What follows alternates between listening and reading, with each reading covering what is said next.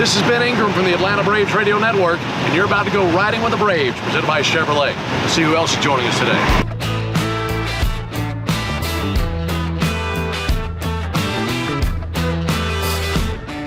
In the Chevy Tahoe alongside EY. Appreciate you joining us, man. This is fun. It's my pleasure. Thanks for inviting me. Absolutely. Well, when they told me that you were going to be riding with us, number one, I was really excited. I said, EY's always in a good mood. So this is going to be one of my favorite ones. I hope so. I appreciate that. You build it up. I'm telling you that. But no, I am in a good mood most of the time. That's right. Mm-hmm. Oh, this team is hard to be in a bad mood. I know that much. So many good things to watch. But I want to start off talking about you because what you did in your career, you had a great career. Played in a bunch of places, stole a bunch of bags. I looked up your very first game. Uh-huh.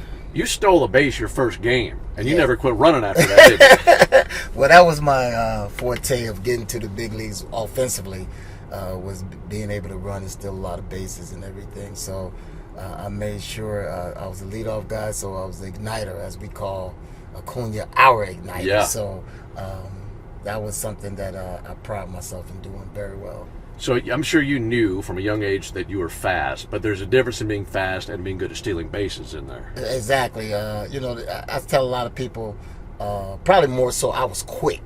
Mm-hmm. And I knew I was quick, and even when I played ball, basketball, and football, I was able to use my quickness against taller guys. Mm-hmm. So there is a difference. There's been a lot of guys that I've come across that are very fast, but they don't know how to steal a base. Mm-hmm. And there's a technique in going to how you steal a base. And nowadays, guys are doing slide steps and they're holding the ball a little bit more and this and that. So you have to really know your keys, first of all, and then you got to get good jumps because you got good catchers that are throwing, bullets down there at the second base. So it's not just a matter of being fast, but you have to know how. You have to have the instincts and the awareness of what pitch to go on. So it's a lot that goes into it than just seeing a guy go out there and steal. Who do you think you learned the most from when it came to that technique and those keys? Well, I came up through the Dodgers and Maury Wills. Mm-hmm. God, what a great one to learn from. Oh my God, he was awesome, and my teachings today and my coaching comes from how he taught it to me. So I just remember one thing he said: I want you to be aggressive all the time. If you keep your mind in that state, in that frame of work right there, being aggressive, it's easy to steal bases. And if you need to tone it back, it's okay, because you can't teach somebody to be aggressive. Right, you right. have it in you, or you don't. So he told me that he wanted me to be aggressive, and that's the attitude I had. And then when I went on pitches that I wasn't supposed to go on, or he would point out things, this happened because this, so he'd always give me the why. Yeah. To the question of why that was the wrong pitch to go on, or what could I do better in that instance. So, and that's when I really started learning how to just steal bases. I got mentally more involved in it. Were you looking more at specific counts or specific moves, or what did you like to look for first? I like to look for the move. Okay. As we call them, the keys. And as I say to Acuna, it's a yavi. That means keys. So we establish the key first, because you have to have something that triggers you to go. And it just can't be, okay, the pitcher move and I'm going. You might see something beforehand. Okay. He might give you something as we call a pre-read. And that gives you indication, okay, I can go on this pitch. He's going home. Mm-hmm. So then I get back on my key and then I go. Once you establish the key, then you start looking at situations of counts. What's a good count? Who's hitting? So it's all a game. And I couldn't, to give you an example, I couldn't flood Ronald and some of the guys when I first came over with all that. Yep. I had to gradually build that into the framework, and I think this year we're all seeing the fruits of those years of learning. The failure he had more so in stolen bases last year, right, made him better, and he had to clean up his act as far as his mental approach and not just rely on his speed. So it all goes in that. So I may go to key, then go to counts. Okay. And then there's certain things with certain players, certain hitters up there, you just know they just can't lay a pitch in there for these guys, because in our lineup, you know, it could be a home run instantly. Yeah. It could be 2-0 instead of him getting a stolen base. So you have to be aware of all that. So I do a lot of the work prep for him, but he's the one that's listening to it and he's taking it in and applying it. And I think that's the most important thing that he's able to apply. And the other base stealers that we have on our team, with Harris and Albies, they're able to apply the information that's being delivered to them without thinking about it out there. Yeah, that makes sense. Because you don't want to think, you want to react. Yes. So if they got the preparation and they got all the information, you react when you see it on the field. That makes it easy. Let's say Ronald's first base and there's a pitcher on the mound that he's never seen before.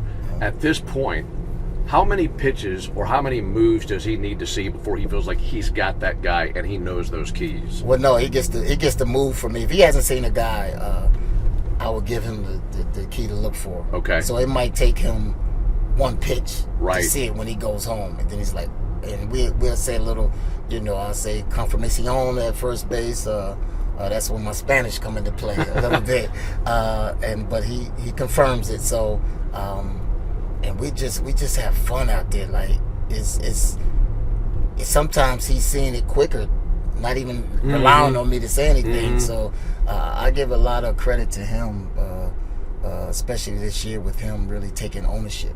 That game within the game is so much fun. It's so much fun to me as a coach. Yeah. Because I'm relaying to them, I'm still in the base with you. Right. So when you see me bending over and I'm in there, I'm in the grind with him. So. And having that experience, now they've gained more experience over the years. Yeah, that makes sense. That's so much fun to hear you talk about. This coaching staff is so much fun, man. And one of my favorite things is the continuity of this staff, because with so many teams who have had the success that the Braves have had over the last 5-6 years, usually those coaches get poached. I mean, you'll get this guy will go manage that team or whatever. So what does that mean to you to be a part of such continuity with this staff? Well, I think in the industry for us, it's very important that they know we are consistent. We are consistent in our work habits, work ethic. The players, we've been with them. There's a relationship, a bond that sometimes is just, you just can't establish that unless you have time. Right. And I think the industry realized that we have something good going on here. And I'm surprised a little bit that one of us hasn't been plucked. Yeah. I am too. To help out another organization. Hey, what are the Braves doing over there? But for our sake, we have such a great relationship in that locker room, and everybody understands their contribution and what they need to do to make it work. And that's why it all meshes well together.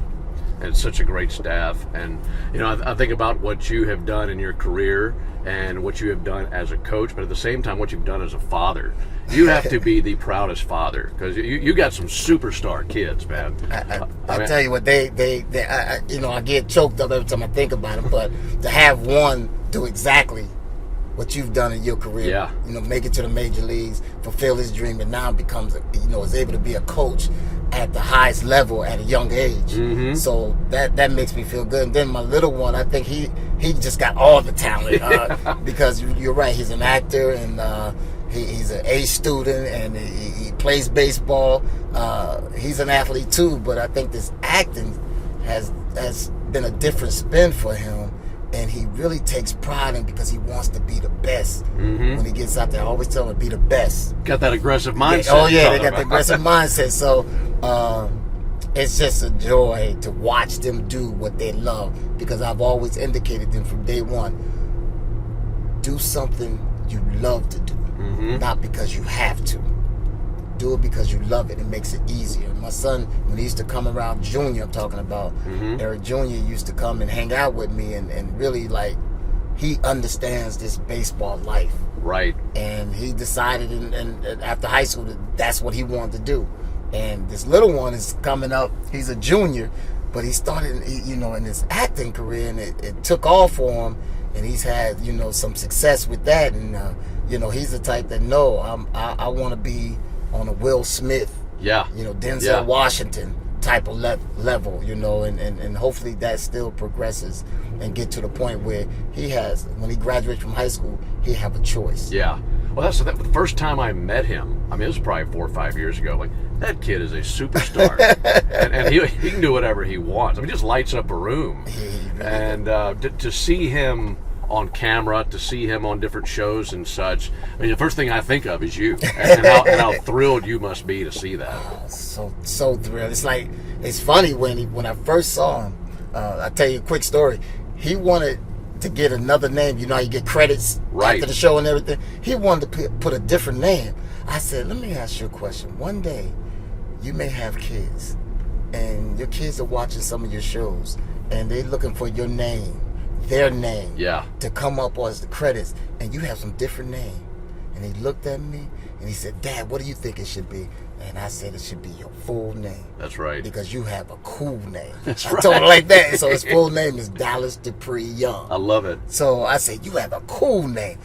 And he was around 10 or 11 when he got his SAG card. So it was like, he said, I'm going with that. I said, and then when we saw it for the first time on NBC, I forgot the name of the show, but he saw his name in it, and we paused it. Oh, man. Oh, what a moment. Man, that was a moment. Oh, yes, indeed. So, he's a very, very inquisitive, very intelligent, very respectful young man. Will we get to see him when we go out to L.A.? Oh, yes, Okay, very definitely. good. Now you'll see him as a teenager, got his license, and he's driving. Yeah.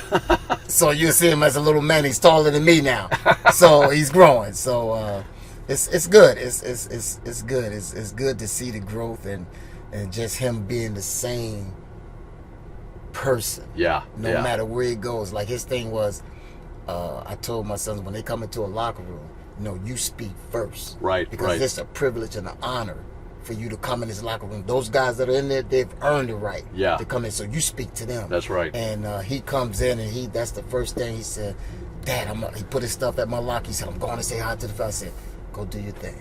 That's awesome. And he does that. So yeah, he does. Oh, and at the same time, even talking about Junior, I mean, now you get to, not only is he in the league doing what he wants to do, you get to see him 4 times a year because he's with the Nationals. Exactly. So anytime we see the Nats, that's like a little family reunion. It's a family reunion, and I know it's tough for them, because I'm over here and we're winning every year and everything, and then he comes in the division, and I try to temper my enthusiasm at times with him, unless coming out of spring training, everybody's 0-0, so it's like we got something to prove. We coming after you this year, a little joking and everything, and but we don't talk about the teams too much when we get together, of course. Yeah.